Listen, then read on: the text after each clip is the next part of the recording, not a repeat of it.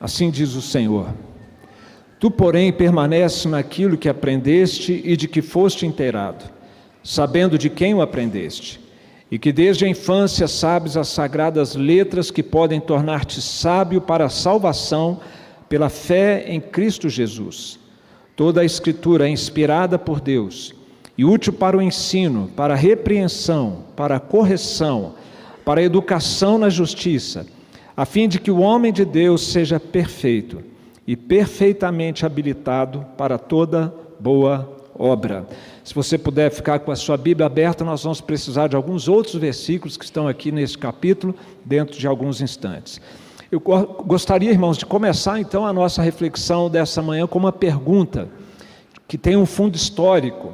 Será que nós, hoje em dia, 2024, nós precisamos de uma nova reforma protestante, como aconteceu em 1517, ali por meio de Lutero, de Martinho Lutero? Há essa necessidade nos dias de hoje. Nós temos um lema que herdamos da reforma protestante, que é Igreja Reformada sempre reformando. Não significa que a igreja reformada está sempre inventando moda, sempre, cada hora uma coisa diferente para entreter as pessoas. Não é isso. Igreja reformada sempre reformando significa que sempre que a igreja reformada, por algum motivo, fosse afastando da palavra de Deus, nós temos que fazer uma nova reforma de trazer de volta a igreja para os trilhos da palavra de Deus, uma vez que aquela lá do século XVI foi um movimento de retorno às Escrituras, de retorno à palavra de Deus, considerando que naquela ocasião valia mais do que a palavra de Deus, o ensino da igreja e a tradição da igreja. Daí a importância então desse retorno naquela época, e nós temos que estar atentos aos nossos dias também.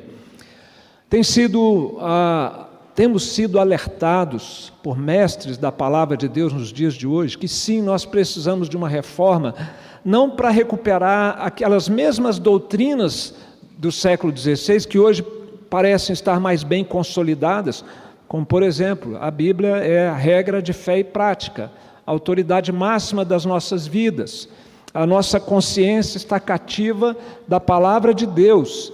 Isso é um ponto pacífico, pelo menos aqui entre nós, com certeza.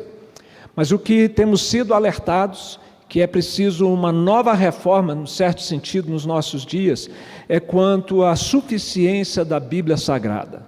Não quanto à autoridade da Bíblia Sagrada. A autoridade é indiscutível, mas quanto à suficiência da palavra de Deus para o viver cristão, para o ministério da igreja, para a evangelização, isso sim tem sido algo que nós precisamos refletir mais, cada um de nós individualmente, nós como igreja, como liderança da igreja principalmente.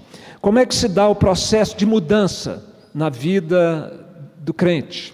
E falando já do crente, e mesmo do pecador, como se dá a mudança inicial e daí por diante, como acontece esse processo que nós chamamos de santificação, em que o coração vai sendo transformado pouco a pouco e, consequentemente, a vida, os relacionamentos, a conduta dos crentes. Como é que nós podemos aprender a ser aquilo que nós já somos, novas criaturas em Cristo? Só que isso não acontece, essa nova criatura, ela não está ainda experimentando o seu pleno potencial. E aí nós temos que aprender pouco a pouco. Eu tenho certeza que os irmãos aqui vão concordar com termos como novo nascimento, nova criatura, santificação, semelhança com Cristo, maturidade cristã. Ninguém vai discutir isso aqui, né? A maioria de nós. Mas na hora H, quando surgem problemas, não físicos, problemas emocionais, relacionais, que são fruto desse nosso coração, que ainda tem resquícios de corrupção, resquícios de idolatria do nosso próprio eu, parece que nós sofremos do que eu chamaria de um apagão doutrinário, uma amnésia espiritual. E sabe como que a gente pode constatar isso? Porque nessas horas críticas, infelizmente, muitas vezes, para muitos de nós, o último lugar onde nós vamos buscar ajuda para lidar com os nossos pecados, com os nossos vícios, com as nossas ansiedades, com as nossas angústias, o último lugar é a Bíblia, o pastor, a liderança, a igreja, os irmãos. James Montgomery Boyce, um defensor da ortodoxia reformada nos Estados Unidos, ele pontuou isso de uma forma que eu não conseguiria expressar melhor. Na recuperação para os dias de hoje das grandes doutrinas da reforma, as linhas de batalha são diferentes dos desafios do século XVI. Por exemplo, nós até declaramos a autoridade da Bíblia como palavra de Deus inerrante, mas o nosso problema atual é decidir se a Bíblia é suficiente para a vida e a obra da igreja. Por isso esse texto ele é tão importante, meus irmãos, e eu quero fazer uma brevíssima reflexão sobre ele, porque esse texto ele nos desafia a refletir sobre se de fato nós temos considerado que a Bíblia ela é aplicável nas nossas vidas, se as nossas convicções sobre Jesus, sobre a palavra, o poder transformador do Evangelho estão de fato sendo experimentadas por cada um de nós. O apóstolo Paulo, sabendo que os seus dias estavam acabando, é a segunda carta de Timóteo, é a última carta do apóstolo, ele então está orientando esse jovem pastor, cooperador com ele, como que ele poderia perseverar, apesar de todos os sofrimentos que eles viviam na época por causa de Cristo, apesar das perseguições. E sabe o que é que Paulo apresenta para Timóteo, para que ele pudesse ficar firme, para que ele pudesse se basear na sua vida pessoal e no seu ministério? Ele apresenta a palavra de Deus e a autoridade e a utilidade da palavra de Deus. Talvez aqui nós tenhamos a declaração mais importante na Bíblia Sagrada sobre a Bíblia Sagrada, sobre o que é esse livro que nós temos diante de nós. Especialmente nos versos 16 e 17, toda a Escritura é inspirada por Deus e útil para o ensino, para a repreensão, para a correção, para a educação na justiça, a fim de que o homem de Deus seja perfeito e perfeitamente habilitado para toda boa obra. Eu quero destacar aqui primeiramente que Paulo, e na verdade Deus nos ensinando através da pena do apóstolo, desde então, aqui nós aprendemos, primeiramente, que a Bíblia forma uma unidade, toda a Escritura, Antigo e Novo Testamento, 66 livros são a palavra de Deus. Agostinho de Hipona, ele certa vez disse que o Novo Testamento está escondido no Antigo Testamento. E o Antigo Testamento se torna acessível, compreensível, através do Novo Testamento. Uma segunda verdade, além desta que destaca a unidade da Bíblia Sagrada, aqui nós temos a verdade sobre a inspiração da Bíblia Sagrada. Ainda que ela tenha sido escrita por homens, ela não foi achada num lugar misterioso por um anjo, como alguns falam de seus livros religiosos, mas não, foi escrito por homens, num contexto geográfico, histórico específico, ao longo de 1.300 anos, mas ela é inspirada por Deus, segundo o texto bíblico que temos diante de nós. E por isso ela é confiável, ela tem autoridade divina, e isso deveria repercutir sobre nós de uma maneira muito especial. Nós temos um livro que é a voz de Deus em mídia impressa, é a palavra de Deus para nós. Benjamin Warfield, um teólogo reformado de Princeton, falando sobre a inspiração e tentando deixar isso mais claro para a igreja, diz que a inspiração é a influência extraordinária e sobrenatural exercida pelo Espírito Santo nos escritores dos livros sagrados. É por isso que ela não tem erro, por isso ela é inerrante, por isso ela tem autoridade divina. Uma outra verdade que nós temos aqui, muito importante para a vida nossa do dia a dia, além da unidade da inspiração das Escrituras, é que ela é suficientemente útil para nós vivermos uma vida abundante nesse mundo, enquanto nós esperamos a volta do Senhor Jesus Cristo. Ao nos dar as Escrituras, o Senhor não pretendia que nós apenas tivéssemos informações doutrinárias ou religiosas, mas Deus queria nos fazer o bem. João Calvino foi quem disse isso. E há uma finalidade fundamental nessa utilidade da Bíblia. Ela é útil, e de uma maneira muito específica, para nos educar no caminho da justiça. E isso, em termos mais práticos, meus irmãos, seria para nos ensinar a ser essa nova criatura que nós já somos em Cristo, se nós já nascemos de novo. Agora nós vamos aprender, então, nós vamos ser amadurecidos, santificados, nós vamos experimentando a famosa doutrina, que é prática, da santificação progressiva. É por meio da Escritura que Deus usa para trabalhar o nosso coração, e a partir do nosso coração, nossos relacionamentos, nossas condutas. E é sempre bom a gente dar exemplos, não é verdade? A gente poderia procurar exemplos aqui e ali de como é que esse processo acontece da santificação progressiva, da transformação por meio da palavra de Deus. Mas nós vamos ficar com o exemplo do capítulo. E por isso eu pedi para você ficar com a sua Bíblia aberta ou então ligar de novo o seu celular, porque veja só o que acontece, o exemplo extraordinário que nós temos aqui. O apóstolo Paulo, ele está fazendo um contraste entre Timóteo e todos aqueles que são salvos pela fé em Jesus Cristo, mas que não são apenas salvos, que vão crescendo, que vão amadurecendo e se tornam de fato aquilo que já são. No verso de número 17, a fim de que o homem de Deus seja perfeito e perfeitamente habilitado para toda boa obra. Ele começa falando da salvação de Timóteo no verso 15, e depois faz referência ao salvo como um homem de Deus.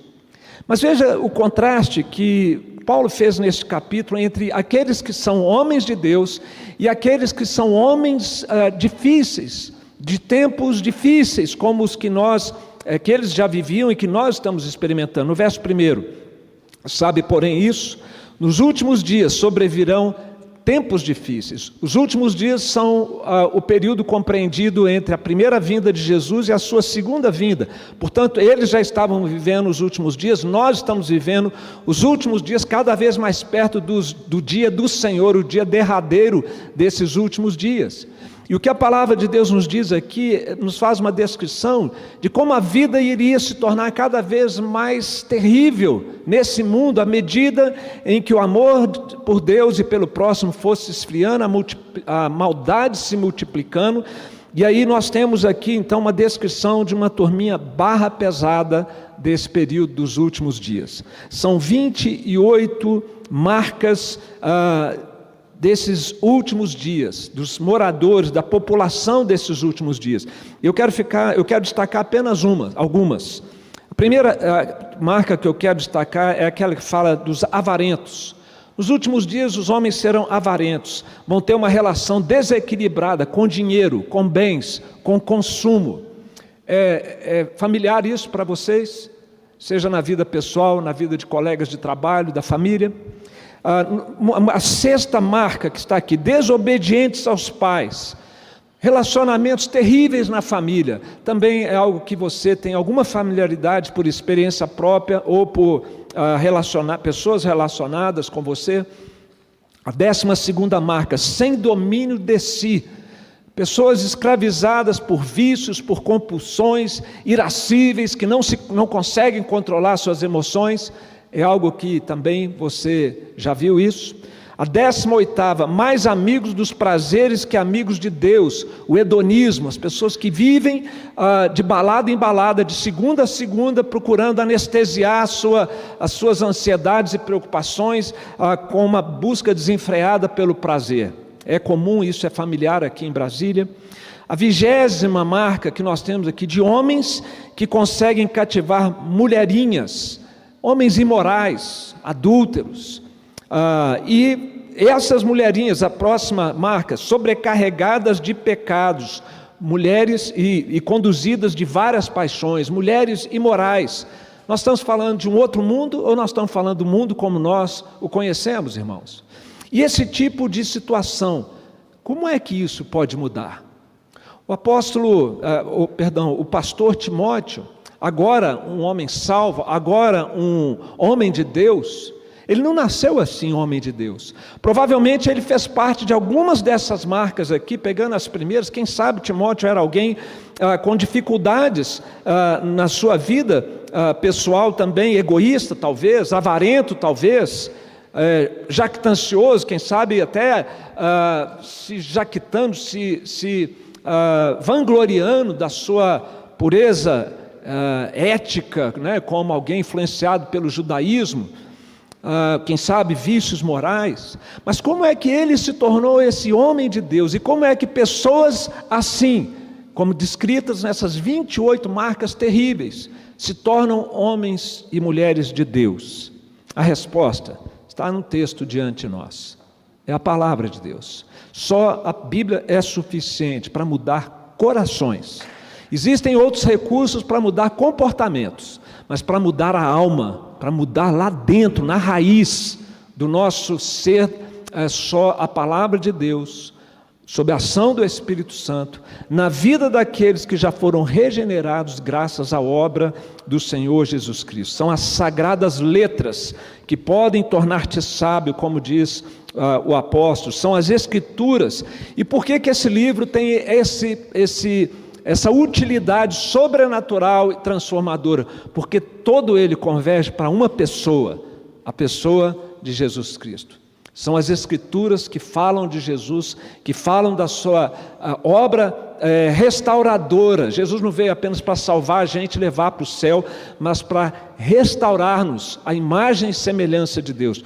Por isso, uma das classes que eu dou um valor muito grande na nossa EBD deste ano, é a classe do presbítero Lúcio, que fala da santificação, sem a qual ninguém verá o Senhor.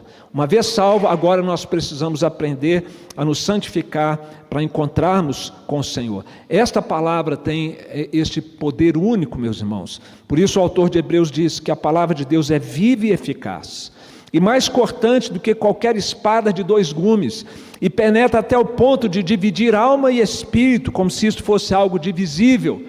Veja que quem é que tem acesso à alma? É a palavra de Deus, é o Espírito Santo, é Deus somente. Juntas e medulas, e a palavra de Deus, viva e eficaz, é apta para discernir os pensamentos e propósitos do coração. Eu acredito que a essa altura, a maioria de nós aqui estamos concordando com tudo isso que o pastor está falando, porque ele está falando da Bíblia. Mas na hora H, na hora das lutas intensas, das crises pessoais ou de terceiros, para onde você se voltará para buscar socorro? Onde você vai buscar conforto, orientação e mudança? Será que vai ser para Deus, para Jesus, para a obra dele na cruz? Vai ser para o Espírito Santo, para a liderança da igreja, para os seus irmãos maduros na fé? Enfim, você vai buscar o conselho de Deus com todos esses recursos, quando eu e você estivermos enfrentando essas dificuldades, meus irmãos. Às vezes nós cremos na doutrina toda, mas na hora da vivência pessoal, nós somos céticos práticos. Crentes teóricos e céticos práticos no poder transformador da palavra de Deus. Paulo diz que o Evangelho é o poder de Deus para a salvação de todo aquele que crê. E a salvação não é ir para o céu simplesmente, que não é tão simplesmente assim, já é maravilhoso. Mas a salvação é restauração da nossa relação com Deus, é reconciliação com Deus, é restauração da nossa natureza caída, para que retornemos à condição de imagem e semelhança do nosso Deus. Meus queridos, só a Bíblia é suficiente para mudar corações. Pergunto como Jesus perguntou para Maria e Marta: crês isso? Crês isto? Você crê nisso de verdade? Por isso o apóstolo Paulo, crendo nisso, ele diz que deve habitar em nós ricamente a palavra de Deus, e que nós devemos nos instruir, nos aconselhar mutuamente em toda a sabedoria. Essa é a razão, meus irmãos, pela qual nós temos dado tanta ênfase no aconselhamento bíblico na igreja nos últimos anos, eu pessoalmente, e com o apoio do nosso conselho e da equipe pastoral, e dos nossos professores de escola dominical também, porque o aconselhamento bíblico nada mais é, meus irmãos, do que nós trazermos para a consciência da igreja esta verdade de que é pela palavra de Deus que nós somos transformados, que esta palavra é suficiente, que o que Cristo fez é suficiente e só Ele é suficiente para transformar nosso coração e a partir do coração a nossa vida. Deepak Reju, presidente do Biblical Counseling Coalition, ele disse que aconselhamento bíblico é a teologia na prática do cuidado de almas aflitas. Nós temos que ter uma boa teologia, um bom conhecimento doutrinário, mas aplicar isso na vida prática, no cuidado das nossas almas quando estamos em aflição, este é o papel do aconselhamento bíblico.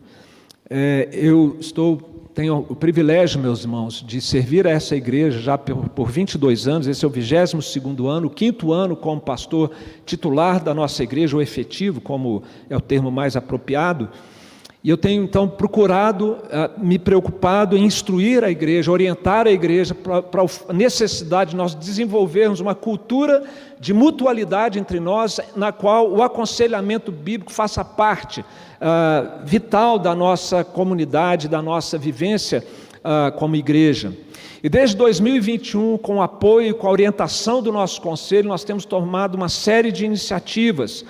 3 anos já de aconselhamento bíblico na nossa escola bíblica dominical, esse é o 3º ano, uma livraria, uma parceria com uma livraria da cidade para que os irmãos tenham acesso à literatura de aconselhamento bíblico, uma conferência realizada em 2022 com essa temática, quando nós conhecemos o pastor Tiago Henrique, uma equipe pastoral na qual nós temos 2 mestres em aconselhamento bíblico, um especialista e um doutorando com ênfase nesta área também.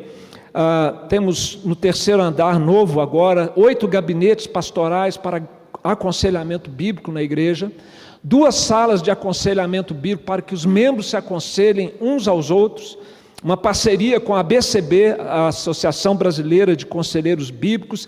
Vamos, por meio dessa parceria, oferecer o 4º módulo na próxima semana, aqui em nossa igreja, a partir de quinta-feira. Teremos esse ano um novo formato de live nas quartas-feiras, às 20 horas, com o tema do aconselhamento bíblico. A live vai se chamar Vida e Escritura, e ela será coordenada pelo pastor Tiago, com a participação dos pastores da igreja também. Nós estamos preparando uma tese de doutorado, depois de 5 anos de curso. Esse ano, então, com a graça de Deus, eu conto com as orações dos irmãos, para que nós possamos concluir esse trabalho, e a nossa tese é sobre a implantação de um ministério de aconselhamento bíblico na igreja local. E por último, essa viagem que nós fizemos aos Estados Unidos, por enquanto, porque virão outras coisas, né, irmãos? Pela graça de Deus. O que nós fomos fazer ali foi um curso de aconselhamento bíblico e conhecer em loco uma igreja que é hoje, se não uma das maiores, a maior referência no mundo na área de aconselhamento bíblico, que eles praticam há quase 50 anos, na cidade de Lafayette, no estado da Indiana, nos Estados Unidos. E nós vamos ver, então, agora, meus irmãos, quero mostrar para os irmãos com brevidade algumas imagens. Eu acho que eles vão me conectar ali. Ok.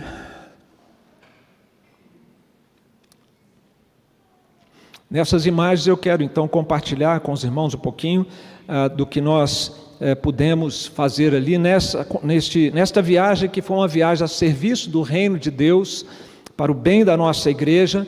E eu queria poder mandar um abraço do Mickey para vocês, mas não foi possível, nem chegar perto, tá? Não tivemos tempo para isso. Muito bem, este compartilhar eu pude fazer também com o conselho da nossa igreja na terça-feira. Estávamos ali já orando, encerrando a reunião, e eu quero trazer algumas informações para os irmãos. Nós fomos para lá pela intermediação do Tiago e da Mayla, que eram membros da nossa igreja aqui até um ano atrás, estão morando nos Estados Unidos, em Orlando agora, e por meio deles nós somos convidados então para pregar na igreja onde o Tiago e a Mayla estão congregando. Fiquei muito feliz de vê-los, são pessoas muito queridas da turma mais antiga que da nossa igreja conhece, foram nossos adolescentes, nossos jovens também.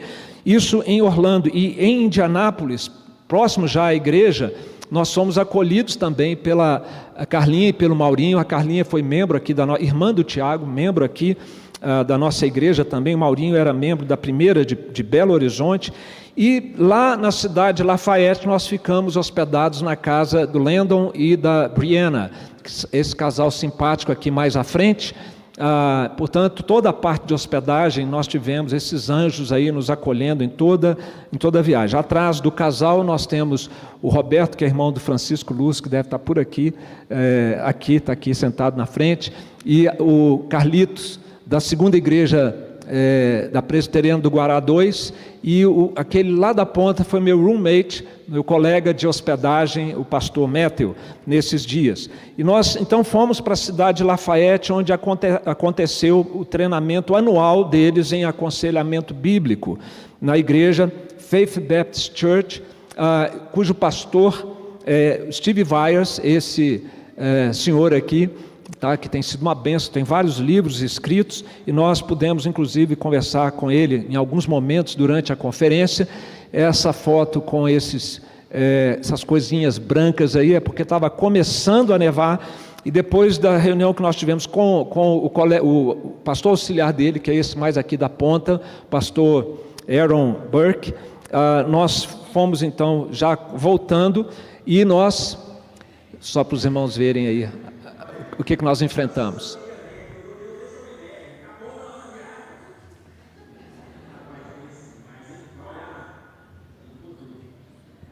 Esse gaiato falando aí, é o irmão do Lúcio, falando que a viagem acabou porque eu queria ver neve, Deus me atendeu a minha pedido. Mineiro precisa ver praia e neve, gente, eu precisava conhecer a neve, né? Mas voltando ao que importa aqui, o pastor Aaron é casado com uma venezuelana, ele é da equipe pastoral, e nós tive a oportunidade de fazer uma entrevista com ele por cerca de 2 horas num dia, a respeito dessa experiência da igreja, nesses 50 anos de aconselhamento, quase 50 anos. No dia seguinte, ele nos levou, junto com os 2 outros brasileiros que eu mencionei, para nós conhecermos o centro de aconselhamento bíblico da igreja. Ali ele está mostrando os materiais, inclusive ali é um folheto de Jay Adams, e nós estamos equipando, inspirados no exemplo ali da Faith, nós estamos equipando no 2º andar uma sala para aconselhamento bíblico, que vai ter muitas novidades aí. Depois da conferência, onde na conferência nós tivemos cerca de 32 palestras, de domingo até sexta-feira, palestras na área de aconselhamento bíblico. Depois nós fomos para a igreja em Orlando, onde nós fomos convidados para pregar, Esperança Bible Presbyterian Church, e ali nós tivemos uma reunião com o conselho da igreja e oficiais da igreja na casa do Tiago. Tiago é aquele que está ali meio abraçado ali com o pastor Samuel Vitalino.